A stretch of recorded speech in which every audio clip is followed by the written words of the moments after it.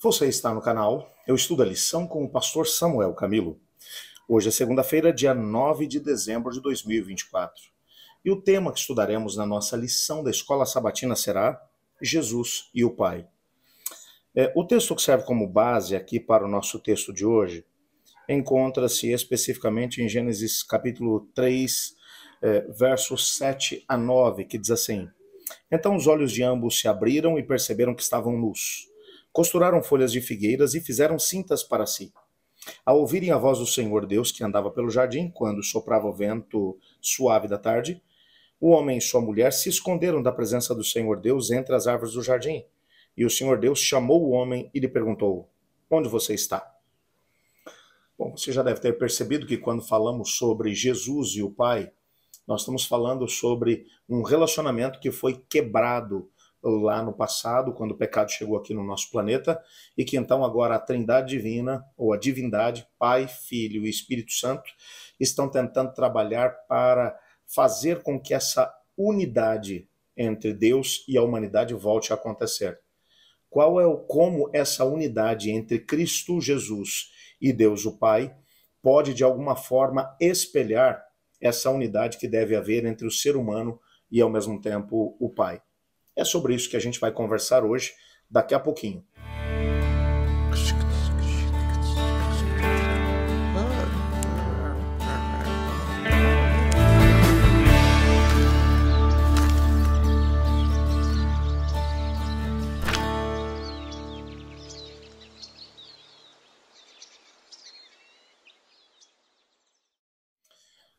Uma coisa é fato, quando olhamos para o Antigo Testamento e principalmente para o livro de Gênesis, nos capítulos 1 e 2, nós reparamos que o ser humano ele foi feito para viver em relacionamento direto com o Pai. Foi para isso, com o Pai, com o Filho e com o Espírito Santo, com a divindade. Nessa perspectiva, percebemos lá em Gênesis capítulo 1, versos 26 e 27, no contexto da criação do ser humano, o texto bíblico vai dizer assim: Então disse Deus, façamos o homem à nossa imagem, conforme a nossa semelhança. Domine ele sobre os peixes do mar, sobre as aves do céu, sobre os animais grandes de toda a terra, sobre todos os pequenos animais que se movem rente ao chão. Criou Deus o homem à sua imagem, a imagem de Deus o criou, homem e mulher os criou. A humanidade foi criada parecida com Deus. Parecida pelo menos em 3 aspectos. No aspecto físico, Adão e Eva eram parecidos com o Criador. Deus os fez, no aspecto físico, parecidos consigo mesmo. Eu quase consigo imaginar quando Deus vai soprar sobre o nariz de Adão, que havia sido feito dos elementos da terra, de Adamá em hebraico, ou seja, do barro. Ele vai soprar sobre as narinas de Adão, ou nas narinas de Adão, o fôlego da vida, e ele vai se tornar alma vivente. Nessa perspectiva, imagino aquele primeiro momento em que Adão abre os olhos e a primeira coisa que ele vê, o rosto maravilhoso do Senhor Deus. Que coisa linda deve ter sido aquilo. Que experiência extraordinária. Eu imagino o Senhor Deus mostrando o reflexo de Adão e ele estando do lado, e quem sabe Adão tendo a oportunidade de poder ver o reflexo dos dois, como um pai e um filho fazem às vezes. Eu me lembro que quando meu filho começou a crescer um pouquinho mais, e houve um determinado momento em que eu estava com ele diante do espelho enquanto o ajudava a pentear os cabelos, e o meu filho começou a perceber algumas semelhanças entre as suas características físicas e as minhas. Ele dizia: papai, nós somos parecidos nisso, naquilo. Foi interessante perceber isso. Eu imagino Adão tendo essa experiência com o Criador. Portanto, no aspecto físico eles eram parecidos. No aspecto mental também. Deus é uma entidade livre, com capacidade de raciocínio e decisão. Deus criou Adão da mesma forma, com liberdade e capacidade de escolher, de entender as coisas e de tomar decisões. E no aspecto espiritual, Deus nos criou com uma dimensão, que é a dimensão espiritual, a capacidade de se relacionar com aquilo que é espiritual, Deus que é espiritual. E essa capacidade de relacionamento, de interação entre Deus e o ser humano, é o que distingue o ser humano dos demais seres criados aqui na Terra. É interessante quando você vai para Eclesiastes, Ali a partir do capítulo 2, Salomão ele começa a falar sobre tudo aquilo que Deus criou. E chega a determinado momento que ele vai dizer, e Deus criou tudo formoso no seu devido tempo, mas também colocou a eternidade no coração do homem. A ideia é que Deus colocou um espaço eterno no coração do homem, que só pode ser preenchido por alguém que é eterno, que nesse caso é Deus. O que o Salomão está tentando explicar é que Deus, quando criou o ser humano, criou-o com a dimensão espiritual. E existe algo dentro de nós que só pode ser preenchido nesse relacionamento de intimidade com o Criador. Você consegue compreender isso? Isso nos ajuda a poder entender por que tem algumas pessoas que conseguem alcançar tanta coisa nessa vida, mas ainda assim tem um buraco no peito, falta alguma coisa, tem uma vida vazia, sem significado. Deus nos criou parecidos com Ele no aspecto físico, no aspecto mental e no aspecto espiritual.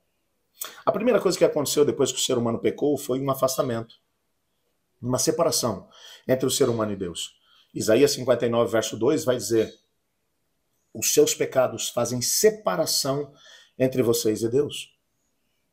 Essa separação foi evidenciada no primeiro momento depois do pecado, quando já na viração do dia, porque todos os dias o Senhor Deus vinha para entreter esse relacionamento com o ser humano, cara a cara, olho no olho. Agora, quando eles ouvem os passos de Deus no jardim, eles se escondem. E Deus vai tomar a iniciativa, vai perguntar, aonde você está? E é a partir agora desse momento que o plano da redenção tem que ser desengavetado e tem que ser colocado em andamento, que o Senhor Deus vai buscar meios alternativos para tentar se comunicar com o ser humano, se revelar ao ser humano. Essa revelação vai acontecer num primeiro momento através dos profetas, depois dos apóstolos, com a vinda do próprio Cristo. Todo o propósito é conseguir fazer com que aquela realidade do Éden, de relacionamento cara a cara entre o homem e Deus, pudesse de novo ser estabelecida. É claro que essas três dimensões com as quais o Senhor Deus nos criou parecidos com Ele mesmo, acabaram sendo bem deterioradas com o passar do tempo. Nós hoje envelhecemos. No aspecto físico, temos doenças, nosso corpo se enfraqueceu tremendamente. Não foi assim que Deus nos criou no princípio. Chegamos ao ponto de morrer. No aspecto mental, a nossa capacidade cognitiva diminuiu tremendamente. Não somos capazes de pensar com tanta clareza como Adão podia fazer num ambiente perfeito, Adão e Eva.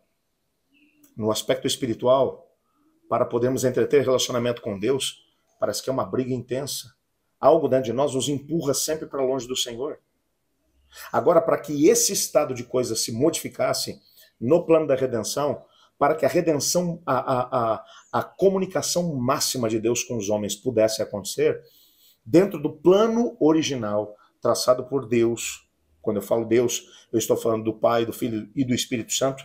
No plano original, um deles viria para tornar-se um ser humano, se encarnaria.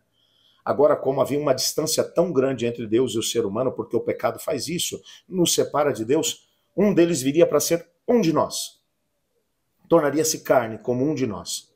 E enquanto caminhava pelo meio da humanidade, ia revelando quais as intenções de Deus, o que é que Deus pretendia em relação à humanidade e como as pessoas poderiam de novo aproximar-se de Deus e voltar a viver aquela mesma experiência que havia lá no Éden. Por isso, quando você vai olhar para Cristo Jesus, o Cristo homem, aqui na terra, o Jesus homem aqui na terra, o tempo todo, quando você olha para os evangelhos, ele está em comunhão com o Pai, ele está em oração, ele está buscando, ele está junto. Há uma íntima ligação. A maior agonia de Cristo Jesus, em todos os 33 anos que ele passou aqui na terra, foi naqueles momentos que antecederam a cruz e da cruz, não por causa do sofrimento físico. Ellen White vai chegar a mencionar que o sofrimento mental de Jesus era tão grande que ele pouco sentia as dores físicas. E a angústia mental de Jesus era principalmente porque agora, recebendo a culpa dos pecados da humanidade, ele não conseguia sentir a presença do Pai. E isso fez com que ele suasse grossas gotas de sangue em grande agonia e sofrimento. Esse tipo de relacionamento, por isso Jesus vai dizer, eu e o Pai somos um. E aquele que está em mim também estará ligado ao Pai. Cristo acabou se tornando a ponte que nos aproxima do Pai e faz com que tenhamos de novo esse relacionamento com o Pai. Esse é o propósito de Cristo Jesus. No relacionamento de Cristo com o Pai, do Pai com o Filho, nós somos capazes de poder entender o tipo de relacionamento que a divindade, Pai, Filho e Espírito Santo querem que nós tenhamos de novo com a divindade, com Cristo, com o Pai, com o Espírito Santo. A menos que olhemos para Cristo Jesus e através do caminho que ele abriu, nós busquemos essa proximidade com Deus, nós não conseguiremos alcançar a salvação, a vida eterna e muito menos significar a nossa vida, porque só tem sentido a nossa vida quando o nosso coração está preenchido pela presença de Deus em nós.